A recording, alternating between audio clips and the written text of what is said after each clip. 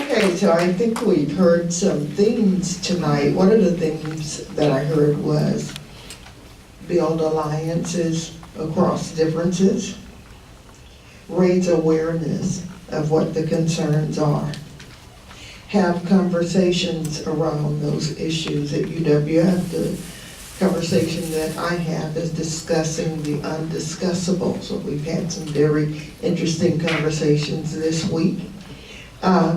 Ownership, own the problem, admit that there's a problem, then we can work through it. Commitment. Too many of us like to put our toes in the water, but we don't want to immerse ourselves. Understand that change is slow. I just had heard Paula say 70 years on a change that they have been working on. As I look historically around about looking at change historically in many parts of the world, we see how long little things take, but we gotta hang in there. Microaggressions, I told you before that it is the intent versus the impact, and there are things called micro assaults and etc. So maybe one night we can do some issues, a discussion around microaggressions, because I think though they're tiny, they have a tremendous negative impact.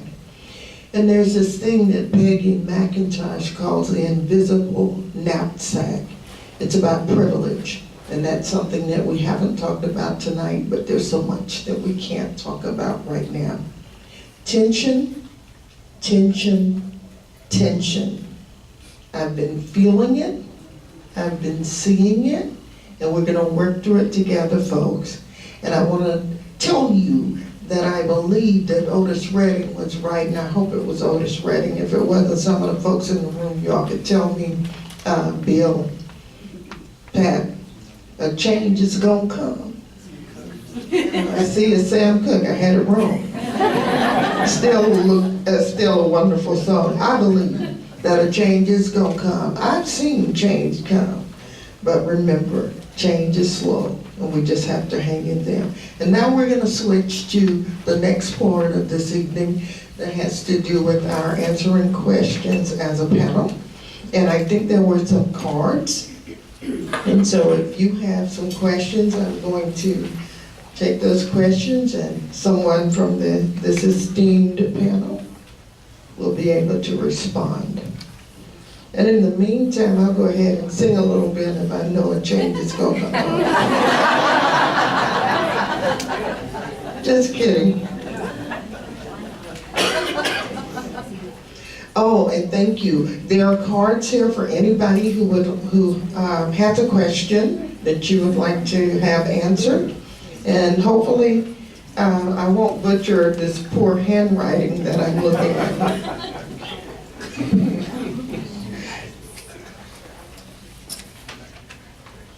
Okay, and that'll come more toward the end.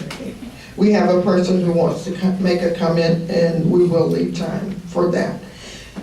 This said, school system based on competition instead of cooperation, where student self-concept is under attack, is often under attack. Do I have it right? Yes, ma'am. The intellectual development of a female essentially is much faster than the intellectual development of a male. That's too loud, you're saying? Yes. Okay. Well, we're forced to come in and compete against other people, whether it's someone of a different sex or different race or what have you. Some of us are like the kids whose dads are coaches, and we come out there and we're excellent at what we do. And others of us aren't prepared at all. And we come and we're graded, like, with some type of a permanent grading system. And we're not really permitted to work together to learn. We're supposed to work against each other. And I mean, that's the basis of competition. Mm-hmm. And it attacks the self-concept of young people who are just forming, the way they think about themselves. And it often leaves a permanent scar psychologically.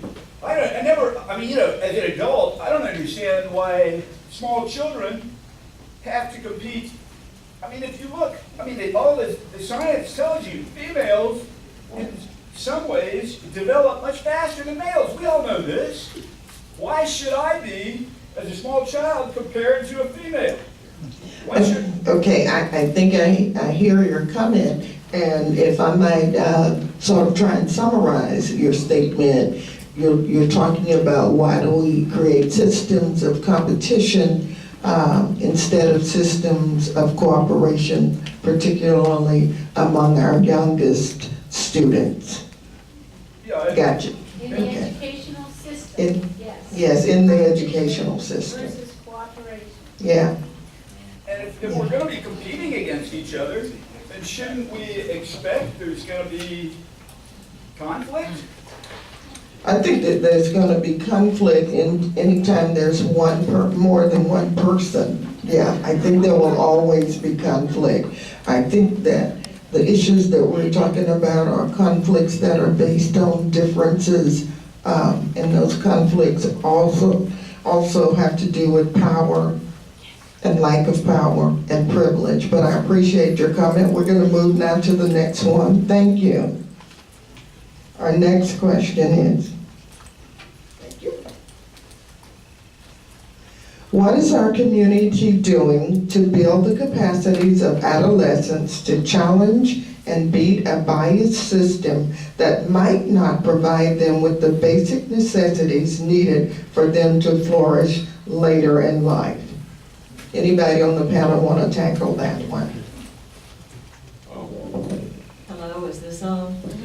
There's really not a consistent system within the schools. There are a lot of agencies that the school system is able to tap into, but as far as I know, there's not a real consistent program within the school. There are a lot of little programs that don't cover everybody.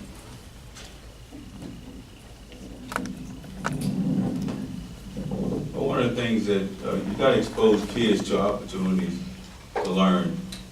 And one of the things in the part of my presentation about policing youth, we're going to spend time with our kids one way or the other. You're going to spend time with them, teaching them how to grow and develop, and take advantage of opportunities. Or you're going to spend time with them trying to figure out what the problem is. And the unfortunate thing is you're probably going to end up in the system. And one of the things we got to realize about your criminal justice system is that every system that has failures dumps into the criminal justice system. So I can appreciate the feelings that people would have about the system, but you gotta fix these things before they end up into criminal behavior. And what we do is we try to interact with kids at the various stages of their development. We partner with community organizations. We create opportunities for the kids to experience, events and activity with police officers that lets them know that that police officer is just as much as a human being as they are, and vice versa. And when you create those opportunities, but you have to be intentional. I don't like to use the term programs, because programs run out, and so does people's patience. When you do something because you know it will work, and it's purpose driven, the kid sees that. You talk to people all the time, and you get that glazed over look like they're just really patronizing me. They're really not concerned about my problem, and you just tune them out. That's what these kids do. They know when you're coming with a program and your income is based on it. So we got to stop playing games with kids because they're not as dumb and stupid as we think they are. And I have to agree with that. We're going to move on because we have quite a few questions. And I think to put a word to what Chief, Captain. I'm sorry, what is it? Chief. I think what Chief Alexander is talking about is that whole idea of being authentic. We're talking about authentic engagement across differences, and Chief, I do apologize. Next one. Can America reconcile if we never had reconciliation? So transformation versus reconciliation.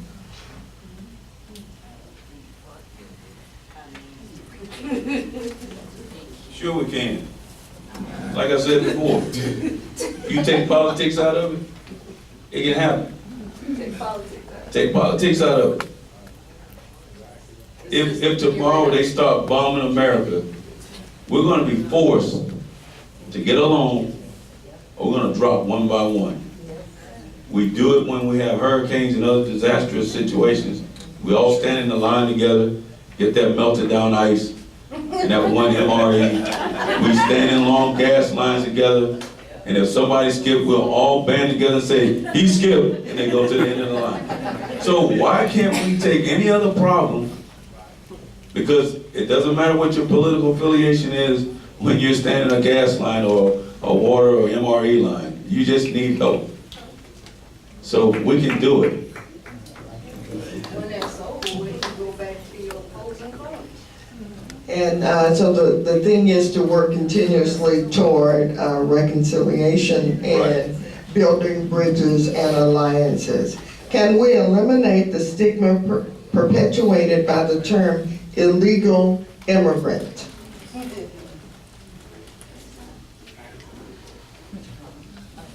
Anything we set our minds to. I mean, I'm not, that's not hard.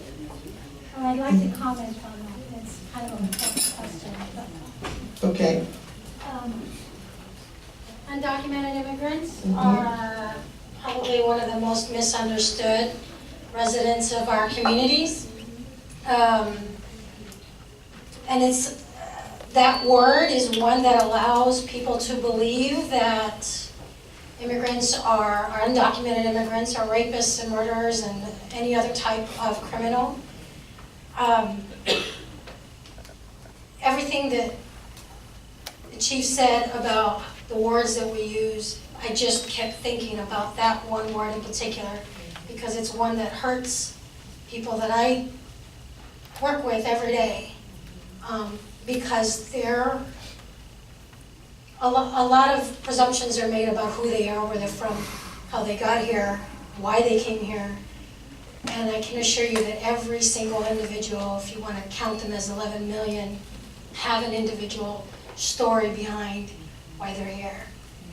And I think they're also the least defended because of that word, that people automatically think that, well, perhaps they shouldn't be here in the first place. That doesn't change the fact that they're human beings. And I have to agree with Grace, and we're gonna move on. And I do want to say that the stigmatization of people, whether it's use of the word as illegal immigrants, or we're talking about African Americans, sending African Americans back to Africa when we don't know anything about Africa. You know, so those labels that we use, they are unfair to people. We're gonna go now to the next question.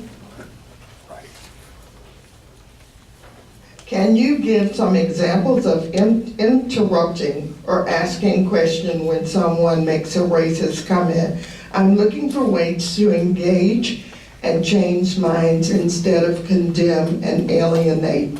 One of the things that I found, I will answer this one and then allow others to speak as well. One of the things that I find is, first of all, it's about your attitude. So you gotta have a cool attitude, because if you're like rude, it's just not gonna work. But I will say something like, tell me more about that. How did you come to that conclusion? What kind of research have you done on that? Tell me more. Really, can you say more? And when you keep asking someone to say more, all of a sudden they realize that you're saying to them, maybe your premise is false. And I also simply say sometimes, you know, I used to think that, but here is something that I found out from reading or how someone corrected me. I no longer use, we were not allowed to use Indian giver anyway. Just think about the term. Think about, can it be offensive? So if you have that opportunity, just stop and say, how did you come to that? Have you done some research on that? Here's what I've heard about that. And always in a pleasant way, because we don't have to be antagonistic to teach, right? All right, next question. There's a whole bunch of questions. I want to tell about the availability of videos of a few of these race and reconciliation meetings, as well as the school to prison pipeline programs. Please call on me, Bill. Yes. Yes. Nice little infiltration. Okay. I am Bill Kaplinger, and I have volunteered with this and other things around. And I want to recognize a need. And the need is when you come to a meeting like this and you find something of interest and something that you want to tell someone else about, and you try to describe it, that might not be the easiest thing to do. This guy over here is Dr. James Scaminacci, and he is a friend of mine, and he is a great guy. And one of the things that he does is he has a website called CJ's Street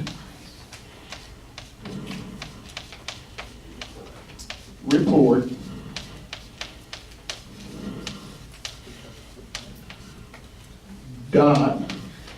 .blogspot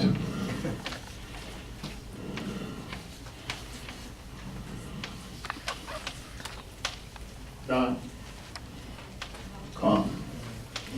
Now, if you have your browser and you start putting in your search thing, by the time you get to here, it'll come up. You don't have to remember all that. And there you will find a few of these videos, just like he's shooting this video tonight. He has shot videos of